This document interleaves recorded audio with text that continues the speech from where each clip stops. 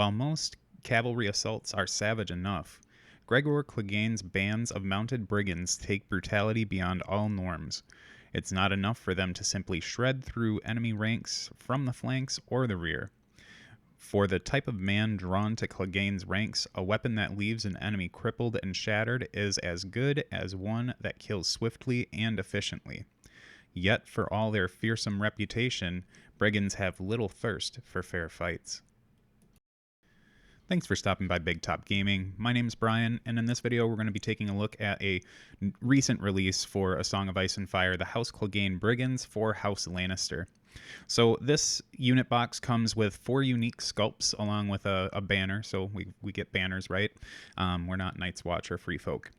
But one thing to note with this box is that when the Lannister reskin comes out, or the resculpts, like, so if you aren't caught up with some of the newer stuff with A Song of Ice and Fire, the House Lannister and House Stark are getting their own individual starter boxes, and the big shakeups are that the legacy models, so the Sworn Swords, the Berserkers, and the Lannister Guard and the Halberdiers, those are all getting resculpts to kind of match the quality or level of detail that's been afforded to the new models.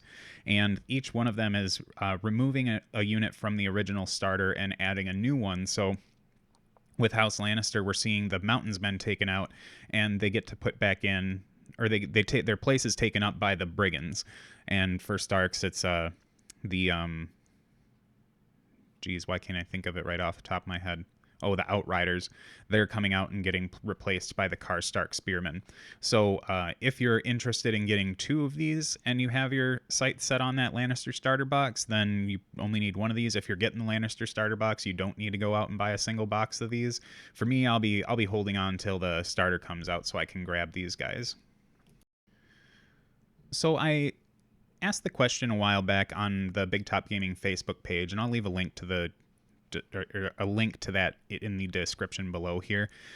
But I was just canvassing people to see what they wanted me to talk about out of the more recent releases, because I'd done the Targaryen's Heroes 2, which I was extremely excited about, and the Free Folk Heroes 2, which I was extremely excited about.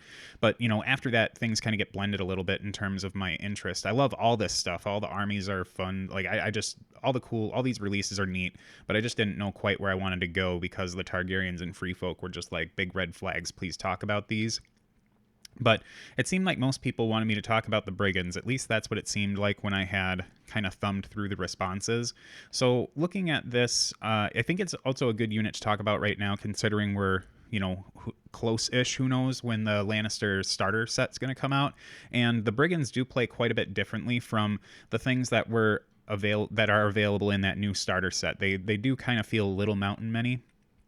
But for people who are entering the game for the first time with that Lannister, that standalone Lannister starter set, this might be a good video for them to kind of get the gist of how they're supposed to interact with cavalry, because it does take it's a little more nuanced, in my opinion, for something. So let's take a look at them. On the back of their card, we just see that they're 7 points, which means they fill that same point slot as Hedge Knights and Zorse Riders.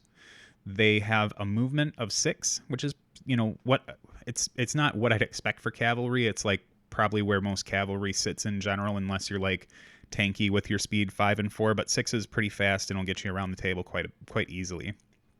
They have the Brutal Armaments weapon, which hits on 3s or better, and then rolls 7 dice at full ranks, and then 5 at 1 rank left. They have a 5+ defense save and then a 7+ morale. So average morale, not great defense. These guys are a little bit more lightly armored. They do have that cavalry rule, so they get their 3 wounds and that free maneuver when they act, or before they activate. But then their Brutal Armaments brings a couple different abilities on them. They have Vicious, so you're going to get -2 to those panic tests if you fail any saves from these guys. And then the Defender also suffers +1 wound from failing panic tests from this attack for each of its destroyed ranks. So this unit wants to get into you, take some guys off with a pretty decent attack decay, like 7/5's not bad. And they want to get you to fail panic and hopefully take a bunch of wounds off of you from the extra rule on Brutal Armaments. So the issue issue in general with these guys, I guess I was going to say in quotes, right, is that they are really lightly armored for cavalry, and they are fighting a little bit like Zorse riders are probably really similar in terms of like their defensive values. Hedge knights are really really decent. Like if you're looking for a unit that you might have to like fart around on the tactics board a little bit to get it, turned up a little with having like the having the coin to get those the better morale stat and the better armor save or defense save, or taking the swords to throw out those vulnerable tokens before you swing. So I don't think that these guys are necessarily fighting for slots, but hedge knights are pretty decent in my opinion. So looking at these guys, you might be off put a little bit since they're they're not saving real well on the defense with that 5+. So when you invest 7 points, which is a decent amount of points for a unit, you're hoping for either good durability, or I guess it's not that you're hoping for good durability. You want decent stats because you're paying the points for it. But if you're not getting those good defensive stats, you want a lot of really cool rules. So like I think the Zorse Riders for 7 points with the 5/7 stat as well, they bring a lot of really interesting, tricky, weird rules with them. Whereas like the Clegane Brigands are very pointed at a very specific thing. They want to fight and they want to make you fail panic tests. But they aren't going to really stick around in the fight in terms of attrition or anything like that. Like you don't want to just jam these guys right away and have them be the vanguard of your unit, so to speak, right? So getting into it, I feel like maybe I've touched on it a little bit already. I think the way that you end up playing these Clegane Brigands is that you play them more of like as a cleanup crew, and maybe I'm getting ahead of myself, but I think this slots in right now for how we're going to be talking about the synergies with a couple commanders and some other cards that are coming up. So these guys you're not unlikely with a 7 with full attacks at 7, hitting on 3s, re-rolling if you got that charge.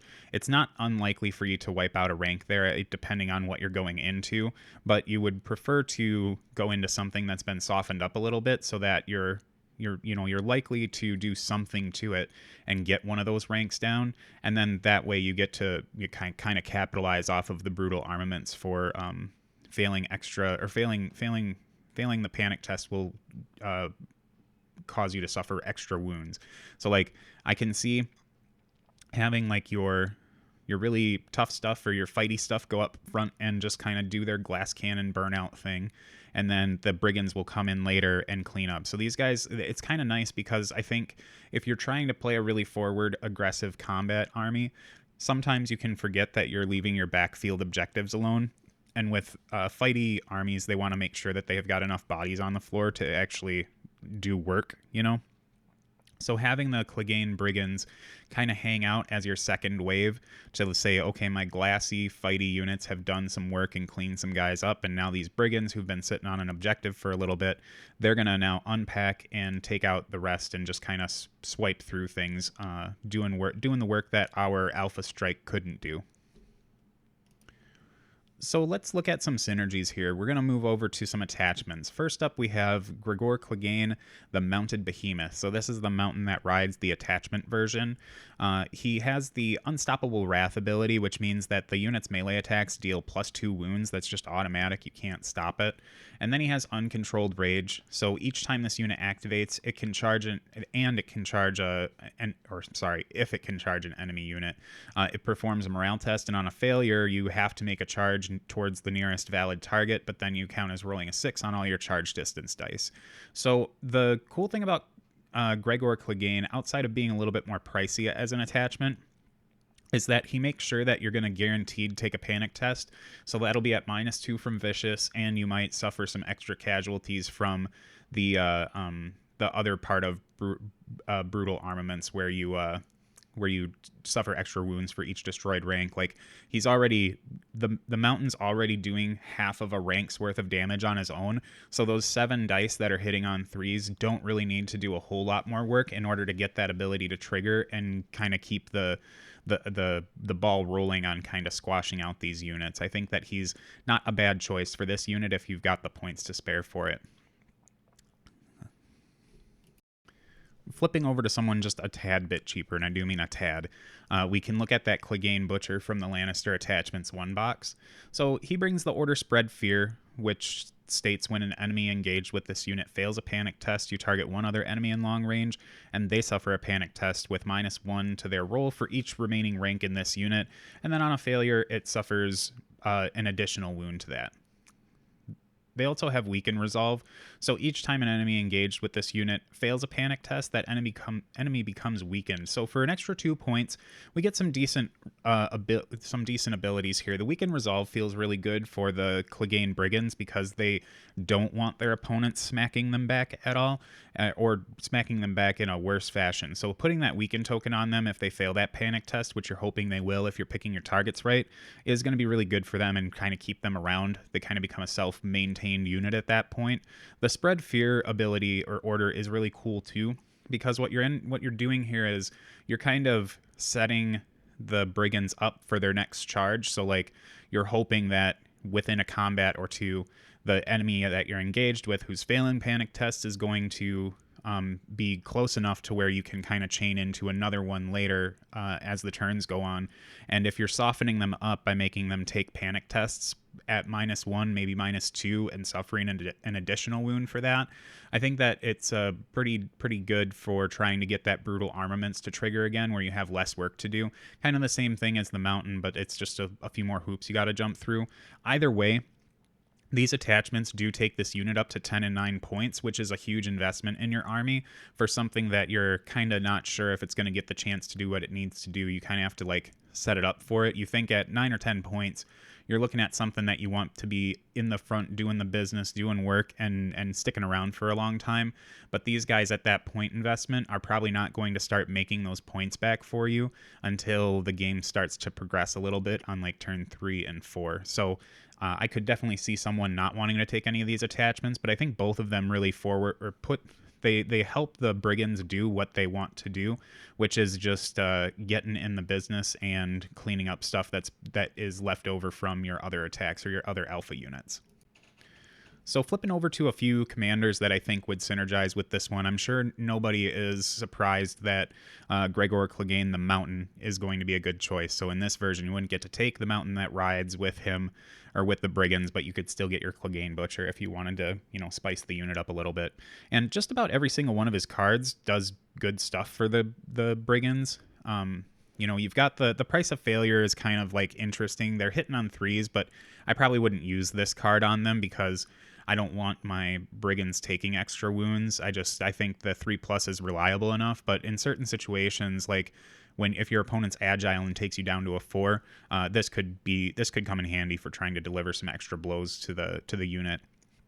Assault Orders is really, really cool because you just get to turn any one of the zones that are open and available to you into a free charge. So as I said, they want to be cleaning things up. So if they do something like kill a unit and they are like, okay, I'm going to surge forth and position myself to where I'm maybe in the rear or flank of this other unit, and then boom, next turn you're doing assault orders because your opponent's not like, they're probably crossing their fingers that you don't have it. I think a lot of people know what kind of stuff the mountain is packing in terms of cards, but it lets you set up for a really good extra charge that your opponent probably wasn't necessarily expecting. Overrun's probably one of the better cards for him in terms of like how I expect to play the brigands. So if I'm going through and trying to clean units up, you could easily take 2 units off the table if you've been, getting your combats in the way that you want them to. So essentially, Overrun just lets you charge charge instead of making a surge forth action. So if you're House Clegane, you also get to reroll those dice. So it makes it so that you clean up that first unit that you're in and then charge in the next one. It's really not rocket science with Gregor Clegane, and the brigands are just really they kind of turn his cards on in a different way from how we're used to with like putting the mountain on something that's really fighty or trying to get those mountains men to do work. So Gregor Clegane was the low-hanging fruit of synergy with the Clegane Brigands, but here's one that I think is really interesting and cool. It's going to be Tywin Lannister, the Lord of Casterly Rock. So I really do enjoy Tywin in general right now. I think that he's in a pretty good spot as a commander for for the Lannisters.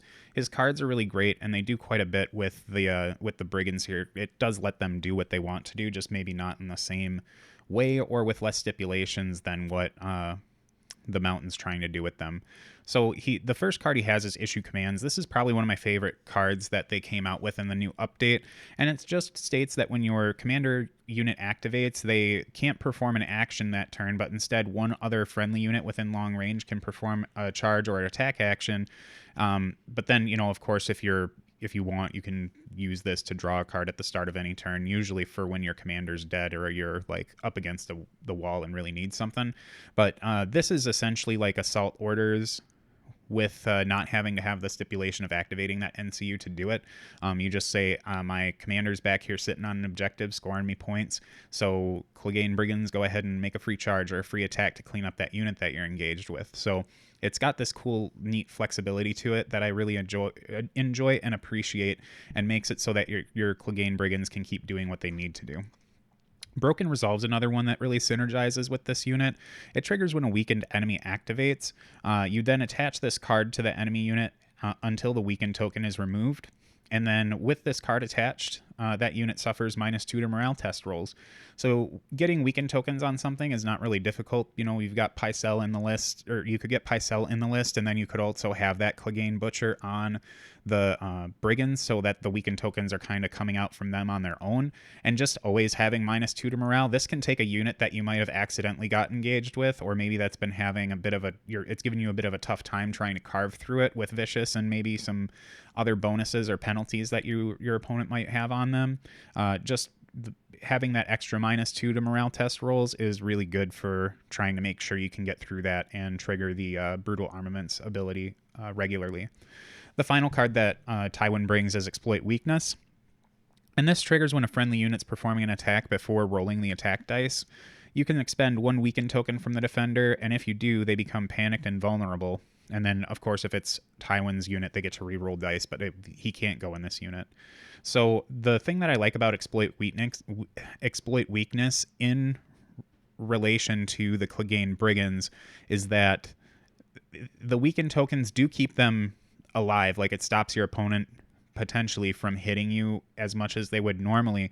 But if you're really on the offensive, the weakened token doesn't really do anything for you if you're trying to just carve through that unit. So this converts that weakened token into the two things that the Brigands would really like. They want to have you fail more armor or more defense saves, so the vulnerable is great. And they also want to make you fail your morale tests, so having the panic token on there is really important for them too. I think that Tywin would be a really good commander to field these with, and it would just give him a unit that's there to kind of clean up and do work and get through those units that he's having some hard times with chewing through. So overall, I think the Brigands are a pretty decent unit to bring into the Lannister lineup. There are they have some competition for sure, because Red Cloaks are still pretty decent, and the Lannisport City Watch are really, really good. At least that I have my opinion on them is that they're very good for their points, and I mean, not just for their points, but for 6 points you get a bonkers unit. But let's not take away the spotlight from these guys. So it's really cool for those who have been wanting to, like, when you wanted to play an all Clegane list before, you kind of had to like hodgepodge it together with like 3 Mountains Men and a couple things that Sandor and the Mountain would go into. But now you can get like a cool mounted unit that can give you some really neat flexibility on the table. These guys, they don't always have to go and pick on the battered and broken things. Like, these guys are perfectly fine and happy going after someone's backyard solo or freedmen or watch captain or some, or watch ranger, watch marshal, and just going through them too. Like, they can blender those guys pretty easily as well. So anything you can do to kind of up the output on these is great. Plus, you've got all the cool stuff from the Lannister base tactics deck, where you've got Hear Me Roar really helps these guys out, and so does like Fealty to the Crown, because things that they'll be fighting are likely to fail panic tests, and healing back cavalry is always really valuable, just because it takes less healing to get them back up to functional. Well, sometimes it takes less healing to get them back up to fully functional. But I really do think they're neat, and the only reason why I don't own them right now is because I don't see myself getting more than one unit. Maybe there's some play in a mountain list where you bring 2 of them, but for right now, I'm really only got my eyes set on 1 unit in my collection, and that unit's going to come from the Lannister starter set. Now, if these guys had different sculpts in that set, then I'd probably grab 2, no problem. But they will have their release sculpt in that box as well. So I hope you enjoyed watching this video and listening to me talk about a really interesting unit for the Lannister army. Let me know in the comment section below how you feel like you're going to play them, or if you think I might have missed something that was really obvious, because I think some people come to these videos as a resource to help them figure out how to work with some of these units that they might not understand on paper. And if there's something that I'm missing, I am perfectly happy with someone from the community kind of serving as a voice to add some extra context that I might have glazed over. So I think that it is just helpful for everyone. So I know I've been really sporadic with my videos lately. I'm just really trying to get through some end of the year stuff, and still it feels like I've been moving into my house for 6 months now. But you know, just lots going on. I plan on trying to make these a little bit more regular now. I think I might have said that in the Targaryen video as well. But I mean, it's been like, what, 3 weeks? That's regular-ish. So next up, I think I'm not quite sure what I'm going to talk about yet. I'm going to have to go back to that Facebook post and see if what the next thing is there. I know that like one person wanted me to talk about Thornwatch, but they're a really neat unit. So we'll see what happens in the next week here, but I plan on trying to make the commitment to get that other video out next week. So thanks for your patience and sticking around with me to the end of the video. I really look forward to making the next one, and hope you are all enjoying A Song of Ice and Fire right now.